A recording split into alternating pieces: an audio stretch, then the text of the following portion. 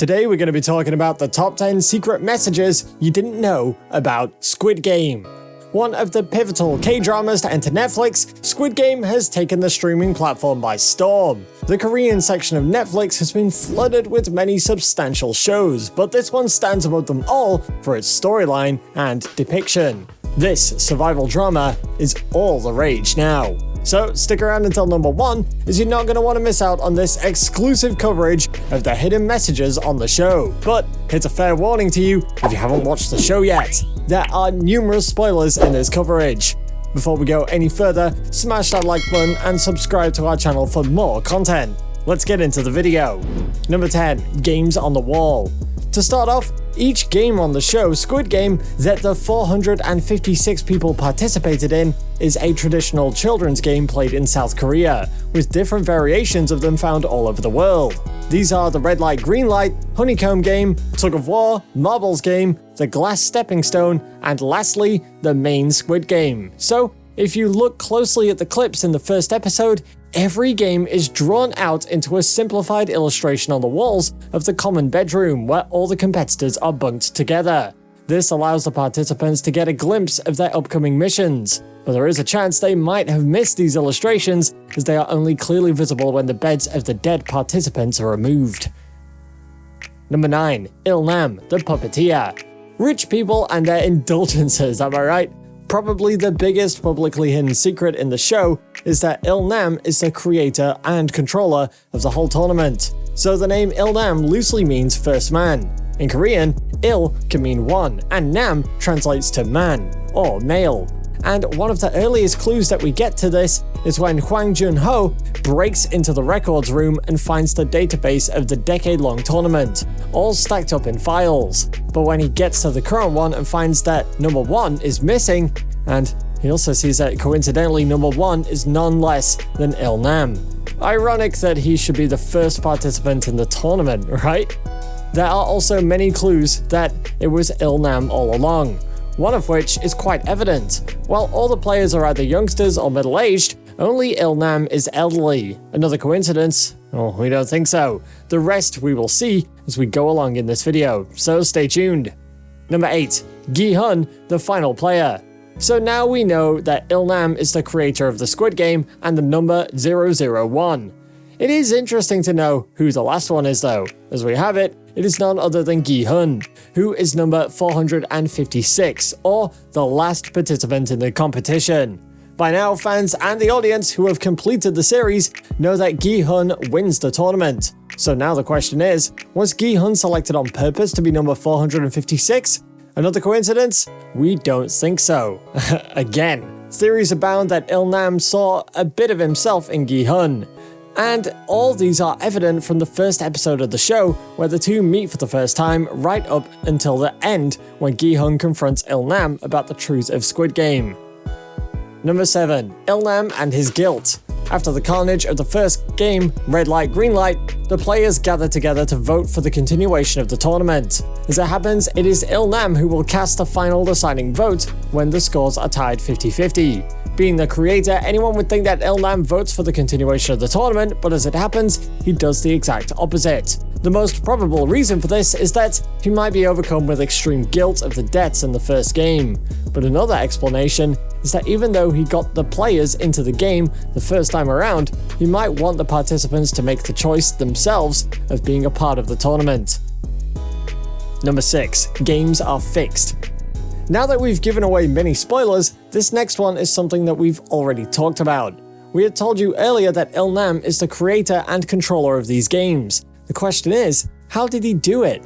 There are plenty of examples of these from the first game itself. So the first game was red light, green light, and we can see Il-nam moving effortlessly through the maze of dead competitors, all the while evading the eyes of the doll and stopping exactly at the right time. As these games are picked by him, they must be the games that he's good at. This is why he knows the lyrics so well and knows when the doll will turn. In the honeycomb game, Il-nam gets the fairly easy star to cut through, as it has the least edge-to-edge length without cutting through. There are many more cheats in the games which he uses, but we're going to discuss those a bit later. Do you think there are any more hidden messages that we may have missed? Do let us know in the comment section, but do that after the video. For now, let's carry on. Number 5. The frontman involvement. In the 4th episode of the show, a fight breaks out in the middle of the night between the players, which results in several deaths and injuries. Throughout the fight, Ilnam is nowhere to be seen, as quite evidently a deadly fight is not for old people. But the fight eventually is stopped only when the old man is seen climbing through the top bunk and shouting for it to end. Now normally the frontman would not get involved in such fights, and would let these take their due course. But this time the case is different, and despite being a player, Ilnam is still clearly in charge of the game, with the frontman agreeing to his request. So it means that even the game organizers know who the boss is, or who is actually paying them. Now you can't let anything happen to your boss, and you definitely want to listen to them when they're telling you to do something. Number 4. Tug of War tips. Now, we already told you that Ilnam selected only those games that he was good at as a kid. So when it comes to Tug of War, obviously with his age, he couldn't have competed. But a loss for his team would have meant his elimination from the tournament. Well, Ilnam was not yet done with the competition, so he knew exactly how to win the Tug of War. But it may not have been just down to his own childhood tactics. As the host of the games, Ilnam would have seen countless teams go head-to-head. It is possible that he added to his own strategy based on how the winning teams won over the years.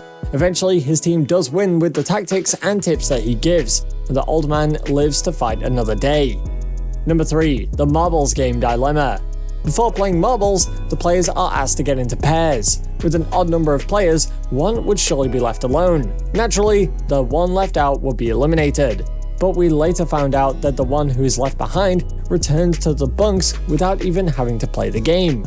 Ilnam knows the rule, and sits down in the corner, hoping no one will choose him.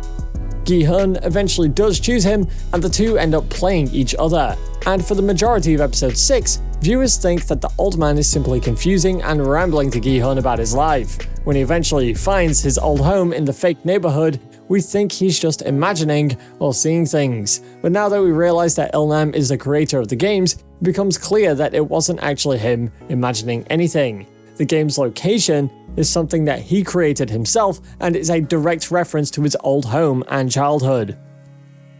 Number 2. Leaving Before Glass Stepping Stones Game.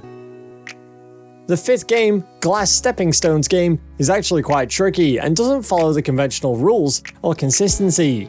As there are factors beyond his control, Ilnam's decision to quit the game either before or after the marble round becomes a lot clearer when we find out what the game actually is. The Glass Stepping Stones is probably the most deadly round of the competition. If Ilnam had played the round, he would have had to make sure that he went last. If he hadn't got his hands on the 16th bib, then there's also an added threat that other players could push him off and kill him. So you see, to avoid the risk of death in the game he built himself, he chooses to get eliminated or die in the marbles game. But does he now? Wait for the last of our secret messages. Number 1. Ilnam survives marbles game. After Ilnam loses the marble game to Gi-hun, red workers arrive and hold a gun to his head. As Gi-hun walks off, distraught that the old man is about to be killed, we hear a gunshot, but we don't actually get to see Ilnam die. Considering that Squid Game doesn't exactly shy away from blood and gore, it's a bit of a red flag. The decision not to show Ilnam being shot is a powerful one, and one that makes the entire scene that much more devastating. But as we all know in television, unless you see a dead body, the character is not confirmed to be dead. Ilnam was also standing when he was about to be killed, but viewers do not hear the sound of a body dropping to the floor either. So our theory is that Ilnam survives, and we do find that out when Gi-hun, after winning the tournament, acquired a good portion of the old man's fortune, and finding out the truth of the Squid Game, he goes to confront him in the hospital. And on the bed we find a terminally ill Ilnam, waiting for the final moment to arrive. That's all for today's video, guys. Hope you enjoyed watching it, and thank you for watching.